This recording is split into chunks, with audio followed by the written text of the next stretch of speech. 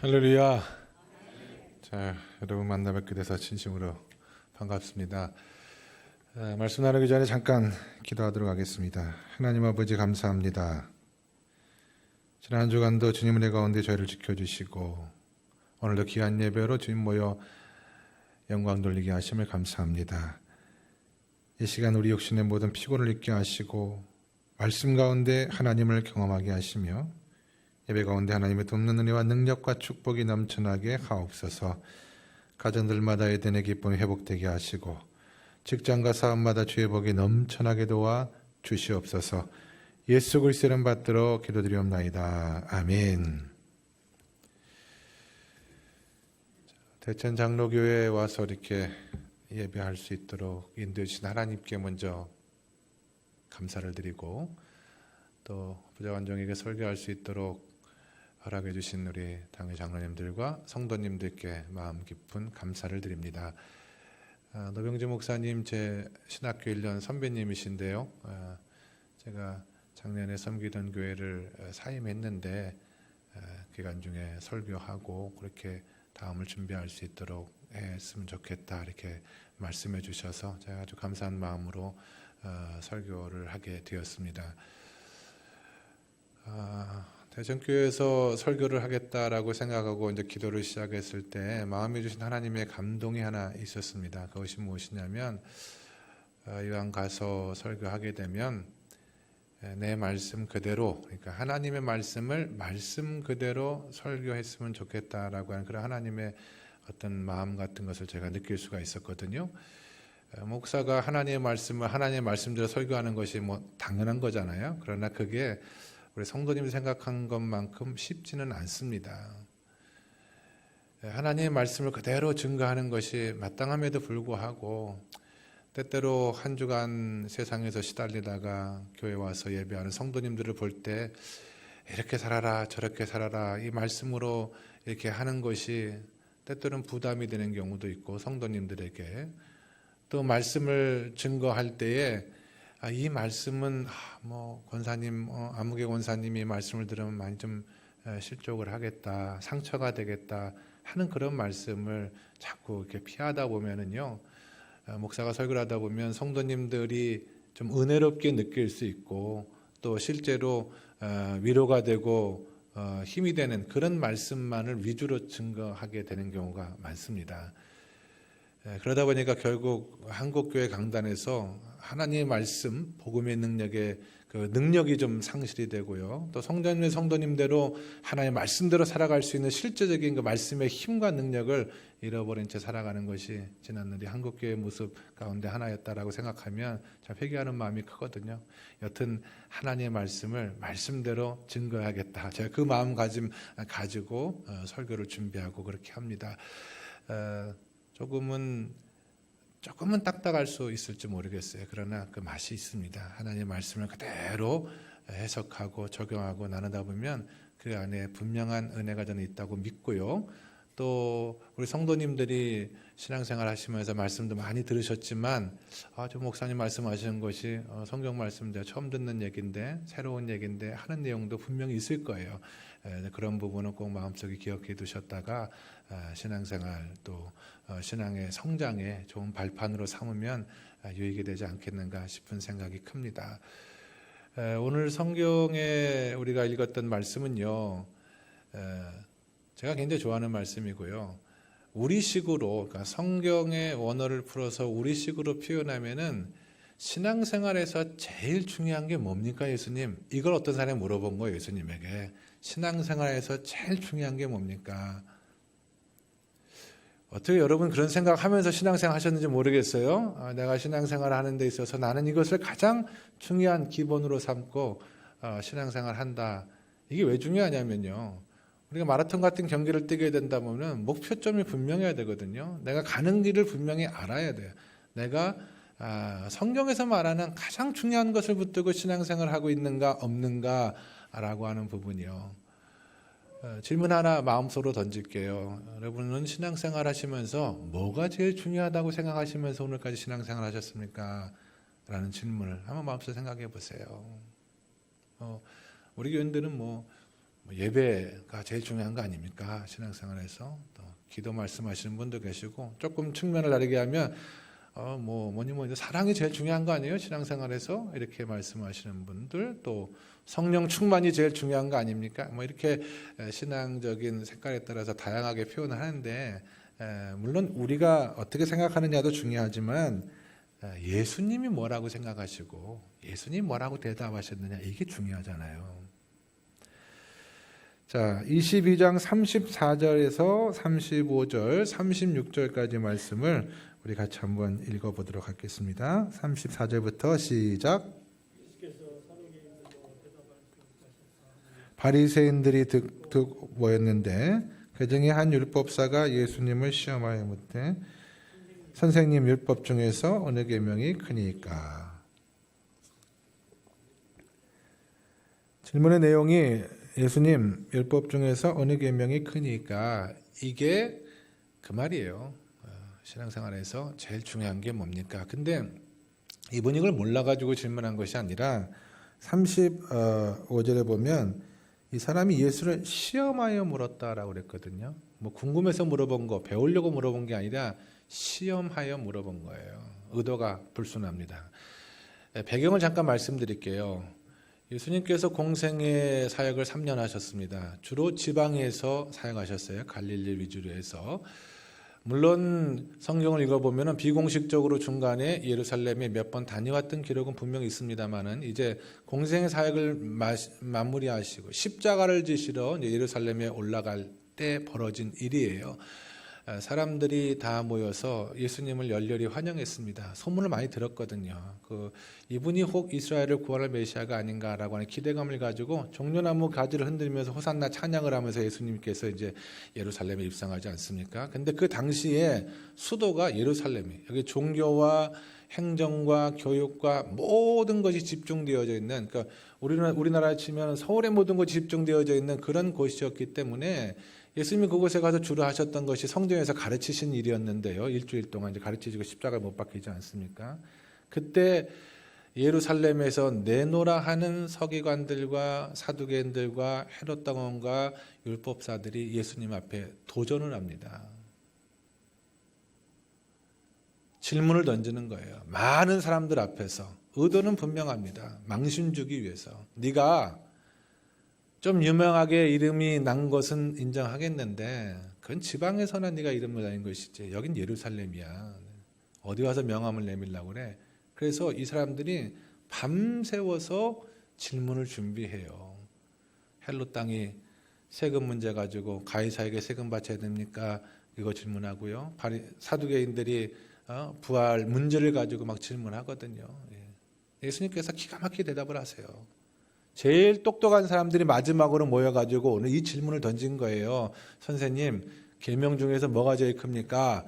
신앙생활에서 뭐가 제일 중요하죠? 라는 질문을 던졌을 때 시험한다 그랬잖아요. 그러니까 예수님께서 신앙생활에서 뭐니 해도 예배가 중요하지. 그러면 그럼 기도는 안 중요한 건가요? 이러려고 하는 거예요. 예수님의 A라고 대답하면 그 B는 안 중요합니까? B가 중요하다고 하면 성경에 보니까 A가 더 중요하다고 말씀하는 것 같은데요. 이러려고 지금 질문을 하는 그 상황이거든요. 제일 중요한 게 뭐냐? 예수님께서 하신 말씀이 하나님을 사랑하는 거 그리고 내 이웃을 내 몸같이 사랑하는 거 이 두 가지가 제일 중요하다. 사랑이 제일 주장하는 말씀이에요. 그러나 좀 더 이 성경의 원문에 엄밀하게 접근해 보다 보면은 이 사랑이라는 것이 관계 속에서 표현이 되는 것이거든요. 나타나는 것이고. 그러니까 예수님이 하신 말씀은 신앙생활에서 제일 중요한 거 그건 관계야. 하나님과의 관계, 이웃과의 관계, 성도들과의 관계, 세상과의 관계. 이 관계를 잘하는 것이 신앙생활을 하라는 것이다. 지금 예수님께서 이 말씀을 하고 있는 겁니다. 그러니까 종적으로는 하나님 관계, 행적으로는 사람들과의 관계를 잘 하는 거에 주변에 그런 분들 계세요. 난 하나님 사랑한다고 하고 믿음 좋다 하고 기도도 많이 한다라고 하는데 인간관계에서 실패하는 사람들이 많이 있어요. 성도들과의 관계에서 실패하고 직장에서 관계에서 실패하고 그런 분들은요. 교회에서는 좋은 장로님이고 좋은 권사님이고 좋은 집사님이거든요. 그러나 가정에서는 그만큼 인정받는 그런 성도가 되지 못하는 것이 관계에서 성공하지 못했기 때문에 그렇습니다. 하나님과 사랑, 하나님과의 관계 이웃과의 사랑, 이웃과의 관계 중요한데 오늘 성경을 자세히 읽어보면은요, 첫째, 둘째 이런 얘기도 나오고요. 그 다음에 하나님 사랑과 이웃 사랑이 같다. 마음과 목숨과 뜻을 다 하나님을 사랑하는 것과 이와 같이 내 이웃을 내 몸과 같이 사랑하는 것, 이렇게 얘기 나오는 것이 보이거든요. 그러니까 하나님 사랑과 사람들, 이웃을 사랑하는 것은 별개가 아니라는 거예요. 한국교회 교인들이 많이 오해하는 지점이 바로 이 지점입니다. 하나님을 많이 사랑한다고 하는데 그와 같이 이웃을 내 몸과 같이 사랑하는 데는 조금 실패한 측면이 있어요. 그러니까 왜 교회가 세상의 걱정거리가 되고 교회가 세상을 위해서 기도하는 것보다 세상이 교회를 위해서 염려하는 것이 더 많은 세상이 되었냐면은 교회가 하나님과의 관계에서 성공했는지 모르지만 세상과의 관계에서는 좀 실패했어요. 하나님 사랑하는 만큼 세상을 사랑하지 않았어요. 여기서 말하는 세상은 세상의 나쁜 풍습을 말하는 것이 아니에요. 정말 하나님의 세상을 이처럼 사랑했던 그 세상을 마음에 품고 세상의 문제를 위해서 기도하고 세상을 치유하고 회복하는 일에 하나님을 사랑하고 섬기는 것만큼 열심을 못 냈던 것이 사실 있거든요. 그래서 첫째, 둘째 한 얘기는 뭐냐면 이거는 우선순위를 얘기하는 것입니다. 하나님 사랑하는 것이 먼저라는 거예요. 우선순위. 그건 맞는 말씀입니다. 사람은요, 근본적으로 사랑이 결여되어 있어요. 이걸 빨리 깨달으셔야 돼요. 젊은 남녀가 사랑해서 만나서 가정을 이루고 살아가다 보면은 그 사랑이 날마다 더욱더 새로워지고 충만해지는 것이 아니잖아요. 점점 말라가요. 왜냐하면 사랑의 근원이, 인간의 사랑의 근원은 한계가 있기 때문에 그래요. 시간이 지나면 다 바닥을 드러냅니다.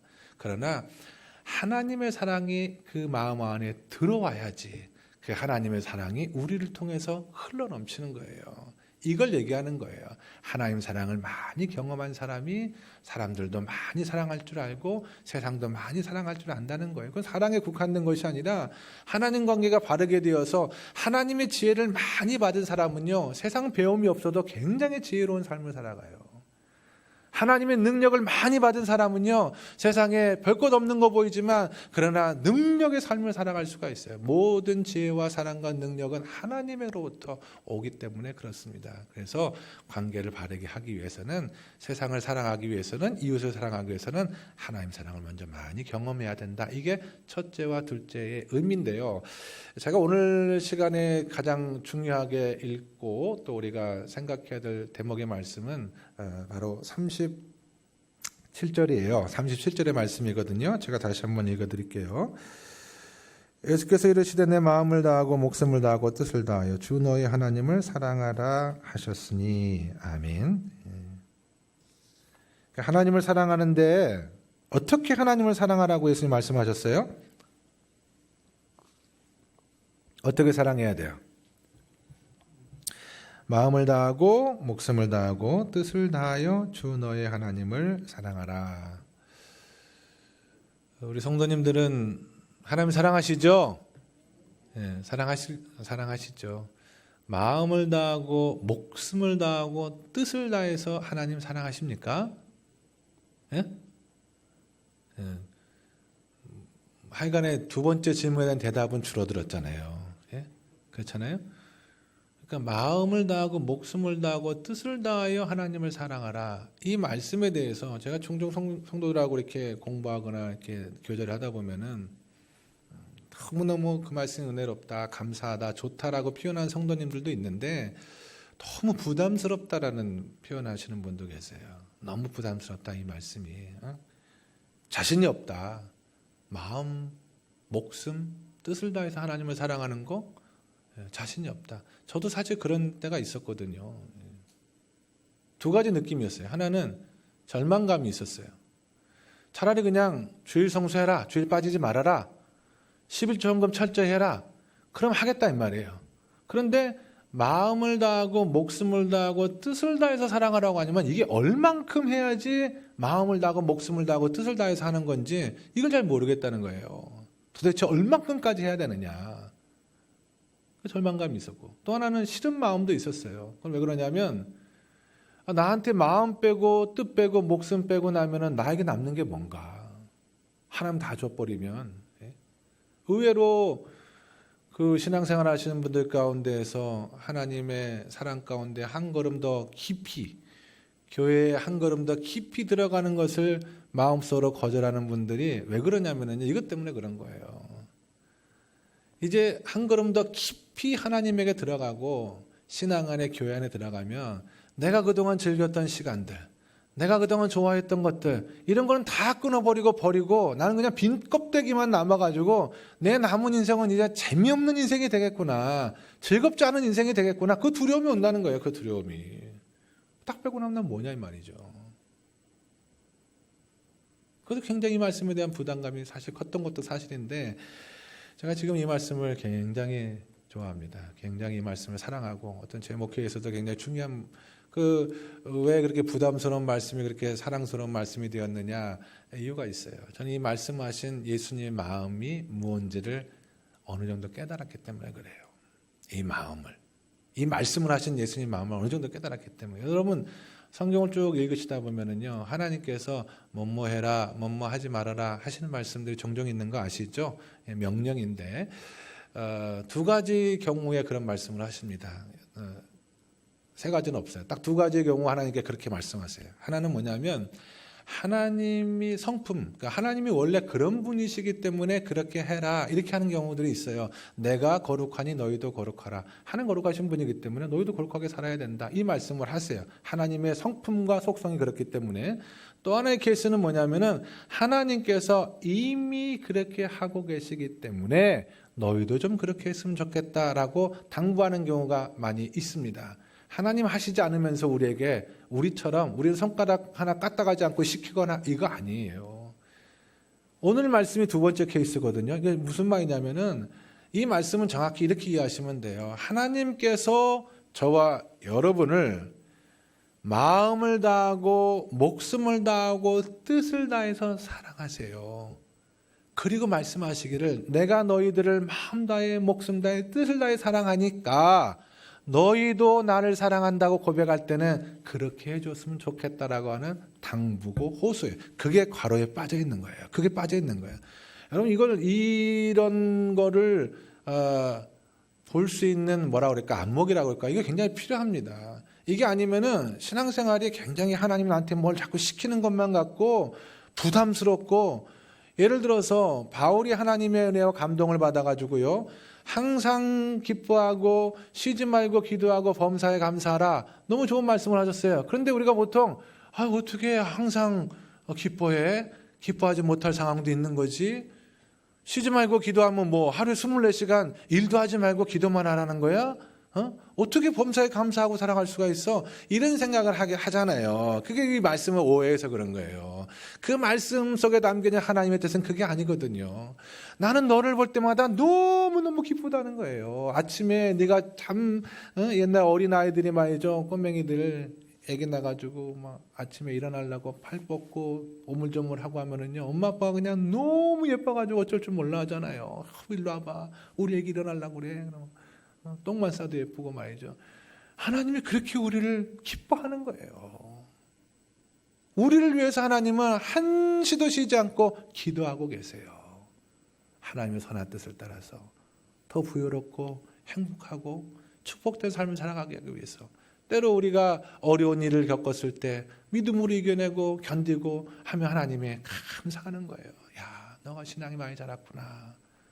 너가 생각보다 신앙생활 잘하는구나. 감사하고 말이죠. 하나님이 항상 저를 보시고 여러분을 보시고 기뻐하고 기도하고 감사하기 때문에 너희도 신앙생활 나처럼 그렇게 해줬으면 좋겠다라는 하나님의 부탁입니다.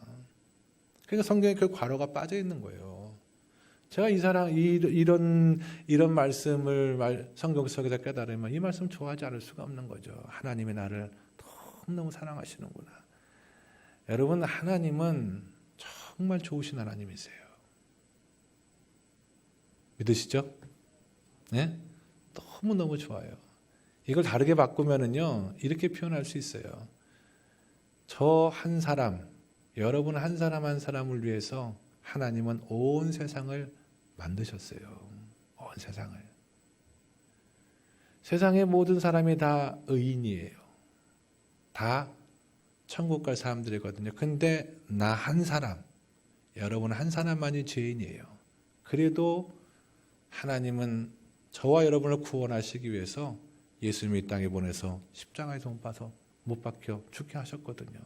그 피로 구원을 받을 수 있도록. 우리가 엄청난 사람들입니다, 여러분. 사람들은 종종 사람들의 생각을 갖고 하나님의 마음도 오해하고 하나님도 우리 같은 줄 알아요. 우리가 용서한다고 해놓고 오래도록 마음속에 용서하지 못하고 다 새겨놓으니까 하나님도 우리 죄를 용서해 주실 때는 용서해 주시는 것 같지만 다 용서하지 않은 것 같은 이런 생각을 한다 이 말이죠. 여러분 학교 다닐 때 우리가 수학 시간에 무한대라는 기호를 배웠거든요. 이 팔자를 옆으로 뉘어놓은 것 같은 기호가 무한대. 하나님의 사랑은 무한한 사랑이거든요. 이 무한대를 가지고 1로 나누면은요 무한대입니다. 무한대를 가지고 1000으로 나누면 그것도 무한대예요. 세상에 인간의 모습으로 태어나서 살다가 돌아간 사람이 총 숫자가 약 한 600억이 넘는다고 그래요. 지금까지. 이 무한대를 600억으로 나누면 그것도 무한대예요. 하나님의 사랑은, 무한하신 사랑은 우리 한 사람 한 사람에게 무한하게 넘치는데요. 이것을 600억 있는 사람들하고 다 나눈다고 해서 조금 더 덜해지거나 더해지지가 않는 거예요. 그대로 하나. 그러니까 하나님은 우리 한 사람 한 사람을 사랑하기 위해서 온 세상을 만들어 주셨고, 하나님 우리 한 사람 한 사람을 구원해 주시기 위해서 당신의 아들 예수 그리스도 땅에 보내주셔서 우리를 구원해 주시는 이런 엄청난 사랑과 은혜 가운데 우리가 살아가는데 우리는 그걸 잘 몰라요. 우리가 인색하니까 기도하면은 찔끔찔끔 하나님이 주시는 것 같고 말이죠. 이건 경험을 해보셔야 돼요. 삶을 통해서 하나님의 사랑을 아무리 설교해도 경험을 하시는 것이 중요해요. 제가 목사지만은요, 사역을 하다 보면은요, 하나님의 뜻에 어긋나서 실족할 때, 실수할 때 있습니다. 뭐 큰 죄를 목사가 범하는 건 아니지만 하나님이 기뻐하지 않는 일을 범할 때가 있어요. 제가 과거에 그런 적이 있었거든요. 너무 하나님 앞에 큰 잘못을 범해서 말이죠. 마음속에 회개가 나오고 기도가 나오는데 눈물도 나더라고요. 근데 도저히 뭐 교회 사무실에서 그 기도하는데 아무것도 할 수가 없겠는 거예요. 그래서 평일날 낮인데 제가 사택에 내려갔어요. 이불 뒤집어 쓰고 혼자 울면서 가을에 한 서너 시쯤인가 막 울면서 기도했거든요. 두려운 마음으로 너무 죄송하고 하나님 잘못했어요. 용서해 주세요. 그때 하나님께서 저한테 주신 음성이 있었어요. 제 생각 가운데. 우린 보통 그런 상황이면은요, 혼날 생각 하잖아요. 하나님께서, 이 목사 괜찮아. 괜찮아. 다시 하면 돼, 다시. 다시 시작하면 되지. 그 얘기를 하는데요, 너무 많은 감동이 되더라고요. 사람들은요, 뭘 하려고 하다가 실수하면은요, 반응이 싸늘하거든요. 믿지 않는 남편이 여보 나 올해 술 끊을게. 그렇게 큰 소리 뻥뻥 쳤어요. 작심 며칠이에요. 3일이잖아요. 3일 만에 다시 술을 마셨다 이 말이에요. 그러면은 당신 그럴 줄 알았다 이 말이지. 당신 하는 게 다 그렇지 뭐. 이 정죄하는 분위기거든요.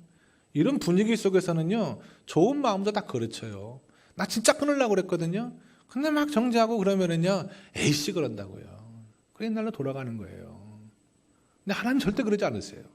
하나님 항상 우리가 새로운 무너진 곳에라도 하나님을 통해서 새로운 하나님의 계획을 가지시고 인도해 주시는 거예요. 제가 섬기던 교회에 어떤 여자 집사님이 있었는데 이혼하셨어요. 젊은 나이에 결혼했는데 남편이 부정을 저질러 가지고요. 그것 때문에 이제 도저히 용서가 안 되고 회복이 안 되고 해서 결국 이제 이혼을 하시고 돌아와서 이제 친정 부모님하고 같이 살고 하는데 신앙생활 잘 못하시더라고요. 그 부모님들도 그렇고. 왜냐하면 교회가 이혼한 가정에 대해서 따뜻하지가 않아요.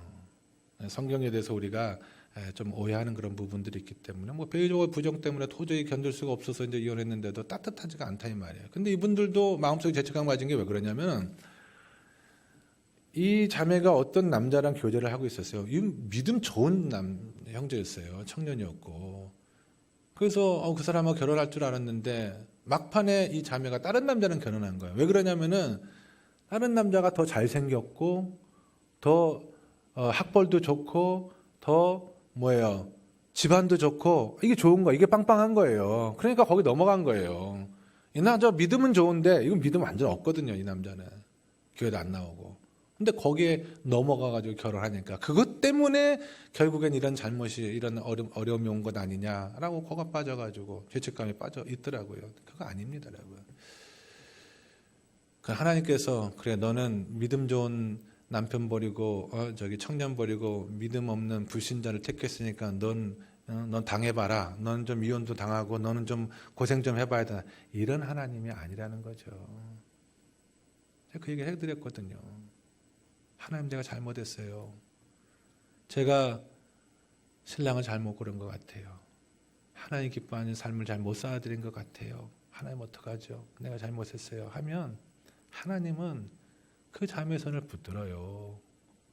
새로운 삶을 인도해 가신다 이 말이에요. 그래, 지난 날은 다 잊고 이제부터 잘 살아야지. 지금부터라도 너 인생 아름답고 위대하게 그렇게 살아가야지. 내가 도와주고 내가 이끌어 줄 테니까 일어나. 이게 하나님의 마음이에요. 이게 하나님의. 근데 우리는 이런 마음을 잘 몰라요. 다 하나님 우리 같은 줄 아는 거예요. 여러분 인간의 가장 지혜로운 것이 하나님의 가장 어리석은 것보다 못해요. 우리는 하나님의 마음을 다 이해할 수가 없어요. 어머니의 마음 정도면 우리가 좀 이해를 할 수가 있을 것 같은데 하여간 하나님은 너무너무 좋으신 하나님이세요. 이런 하나님을 경험하면은요 누가 뭐래도 신앙생활 제대로 하게 되어져 있어요. 그 사랑을 아는데 철든 자식이 부모한테 효도하잖아요, 여러분. 하나님의 깊은 사랑을 경험한 성도는요, 그 하나님의 사랑에서 벗어날 수가 없어요. 평생. 그래서 여러분 오늘 말씀 가운데 내가 마음을 다하여 목숨을 다하여 뜻을 다하여 주 너의 하나님을 사랑해라. 이게 신앙생활에서 가장 중요한 거다라고 말씀하신 예수님의 그 마음이 뭔지 좀 느끼셨으면 좋겠어요. 그래서 그 느낌을 가지고 내가 하나님을 마음속에 품고 정말 하나님이 나를 사랑하시고 너무너무 나를 세상에 하나밖에 없는 것처럼 사랑하신다라고 한다면 나도 그렇게 하나님을 사랑해야지 라고 하는 이 하나님과 관계가 바르게 세워졌으면 좋겠어요. 그게 신앙생활의 시작입니다. 제가 8월 한 달에는요 관계에 대한 설교를 할게요. 신앙생활에서 뭐가 제일 중요하냐? 관계가 중요하다고 그랬잖아요. 다음 시간에는 이웃과의 관계에 대한 말씀을 드릴게요. 성경이 말하고 있는 이웃은 뭐고 이웃을 사랑한다라고 하는 것이 우리 삶에 어떻게 적용이 돼야 될 것인가 이 부분에 대해서 여러분 다 아시지만 아마 새로운 내용이 분명히 있을 거라고 생각을 하거든요. 다음 시간에. 그리고 가족들, 가정에서의 관계를 어떻게 할 것인가 자식과의 관계도 있고 부모와의 관계도 있지만 제가 가장 중요하게 부부 사이의 관계를 중심으로 해서 원리를 알려드릴게요. 그러면은 그대로 하면은 자녀들과의 관계, 부모의 관계도 어떻게 우리가 가정에서 적용해야 되는가라고 하는 것을 성경적으로 가정에서. 그 다음에 네 번째로는 목사와 성도와의 관계, 그것도 관계잖아요. 그것도 성도와 성도들 사이의 관계. 그리고 교회와 세상과의 관계. 사실은 신앙생활의 관계가 굉장히 많거든요. 이런 것들을 다 한 달 동안에 시간 나누면서 우리 신앙생활에 가장 중요한 하나님이 중요하게 생각하신 것을 우리도 중요하게 생각하고 그렇게 한번 신앙생활의 어떤 성장과 변화의 계기로 삼았으면 좋겠습니다. 결론만 말씀드릴게요. 여러분 세상은 공평하지가 않습니다. 제가 보기엔 그래요. 세상은 절대 공평하지 않습니다. 가진 사람이 있고 부유한 사람이 있고 그렇지 못한 사람들도 있고 가난한 사람들도 있어요. 교회도 제가 보기에는 그런 부분에서는 온전치 못합니다. 교회 안에서도 어떤 사람은 그러니까 세상에서 어떤 사람은요 그냥 좋은 부모 밑에서 태어나서 신앙교육도 잘 받고 그렇게 해서 또 좋은 남편 만나가지고 자식들도 그렇게 키우면서 잘 사는 분들도 있고요. 근데 믿지 않는 가정에 태어나서 신앙생활 그 자체가 그냥 핍박이고 환난이고 그렇게 하신 분들도 계세요. 어떤 사람은 신앙생활 하면서 사업도 잘 되고 다 잘 되는데 어떤 사람은요 하는 것마다 안 되고 고생도 많이 하고 육신의 질병을 얻어. 목사님도요, 믿음 좋은 목사님도 암병에 걸립니다, 여러분. 그 질병을 얻어서 고생하고 그렇게 고통스러운 날들 살아가는 분들도 있어요. 절대 공평하지가 않아요, 세상은. 근데 그런 세상 속에서 이 하나님과의 관계가 바르게 세워지지 않으면은요, 그 불공평한 것이 다 불평의 조건이 된다니까요. 원망의 조건이 된다는 거예요. 좀 뭐 좀 잘 될 때는 하나님 나를 엄청 사랑하시는가 보다, 할렐루야 막 이러다가도요, 조금 더 어려움이 생기고 하면 하나님 사랑이 나를 식었나, 나를 버렸나, 나 이제 사랑하지 않나, 이렇게 된다는 거예요. 신앙생활하면서도 계속 권사님들 사이에 비교하고 말이죠. 좀 나은 거 있으면은 좋아하고, 좀 부족한 거 있으면은 배 아파하고. 이 불공평한 세상 가운데 그 불공평한 내용들을 원망하면서 불평하면서 살아가는 건 하나님의 뜻이 아니라는 거예요. 저도 몰라요. 왜 그렇게 불공평한지 몰라요. 교회 안에서 어떤 분은 조금만 이래도 다 사람들이 주목하여 보고 박수치고 인정해주고 하는데, 어떤 분은요 진짜 이름 없이 빚도 없이 일하는데 아무도 못 알아주고 목사님도 못 알아주면 막 서울해가지고 시험 들고 막 그러거든요. 불공평하다는 거예요. 근데 여러분, 세상은 불공평하지만 하나님은 공평하신 하나님이신 줄로 믿으시면 아멘 하시기 바랍니다. 하나님은 좀 공평하세요. 그 말은 하나님 다 아십니다. 여러분들 마음속에 숨은 동기도 다 아세요. 여러분이 눈물에 흘린 눈물도 다 아십니다. 나는 몰라요. 내가 왜 이 질병에 걸려서, 내가 뭘 잘못했다고 이렇게 고생하게 신앙생활하는가. 나는 몰라도 하나님은 다 아세요. 그리고 반드시 채워주시고 갚아주십니다. 인생 길지 않아요, 여러분. 어떤 목사님은요, 시골에서 힘들게 목회했어요. 성도님들 많지 않고 그냥 몇 분, 연세 드신 분 몇 분만 있었고, 그럼에도 불구하고 하나님 앞에 신실하게 목회했어요. 그분이 저에게, 모르는 목사님이에요. 저한테 연말에 좀 도와달라고 편지를 보내주셨는데 그런 얘기가 써있더라고요. 목사님, 저는 선목회 하나님 제 사명으로 알고 부임한 이로 오늘 30년 동안 딴짓 하나 안 하고 목회에 전념했다는 거예요.